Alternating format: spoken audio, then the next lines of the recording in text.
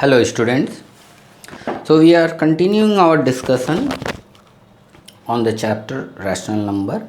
Today we are going to discuss irrational number, a number that cannot be expressed in the form of p by q, where q not equal to 0. We know that denominator should not be equal to 0, otherwise the fraction will be undefined, and p and q have no common factor except 1 is called irrational number.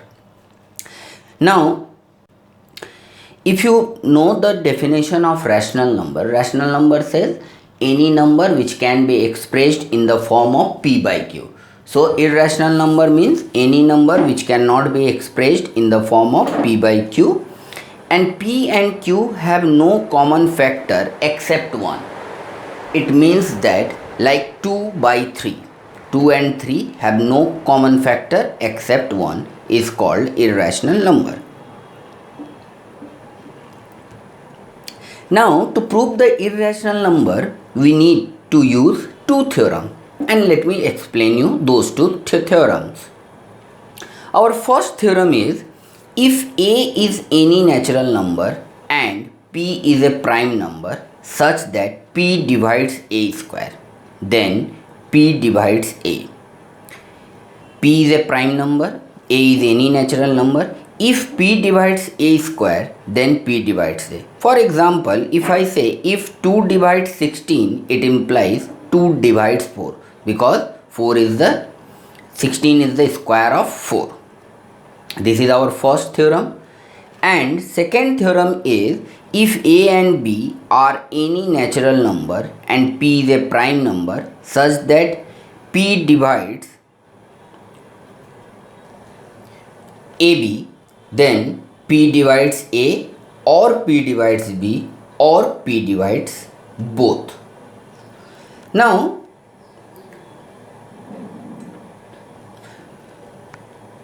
we'll check our first sum, prove that root 5 is an irrational number.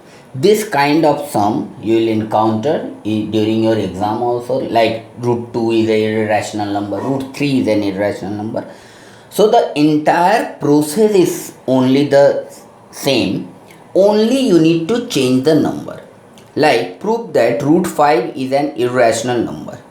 So here we are going to prove it by method of contradiction. We need to prove it is an irrational number. So we assume that root 5 be a rational number. If it is a rational number, so it can be expressed in the form of p by q. So root 5 equals to p by q, where q not equal to 0, and p and q have no common factor except 1. Now squaring both sides, you will get 5 equals to p square by q square. It implies p square equals to 5q square by cross multiplication. Now as 5 divides 5q square, so 5 divides p square, and it implies 5 divides p. If you remember the theorem 1, I have explained 5 divides p square means 5 divides p. Now since 5 divides p, so we assume p equals to 5m. P can be written as multiple of 5, where m is an integer. Now if you substitute p equals to 5m in this equation, so you'll get 25m square equals to 5k square. So 5 and 25 will get cancelled. You will get 5m square equals to q square. As 5 divides 5m square, so 5 divides q square, and it implies 5 divides q. So p and q have a common factor 5, since we got 5 divides p and 5 divides q. So p and q have a common factor 5.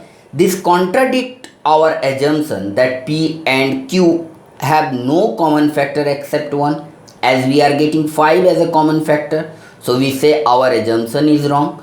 Our assumption was root 5 is a rational number. If it is not a rational number, then root 5 becomes an irrational number. Student, practice this sum. Take the other number. Suppose root 3 is an irrational number, root 2 is an irrational number. The only thing you need to change in this part is the number. Other part remains the same. Hope you'll practice this. Thank you for watching our video.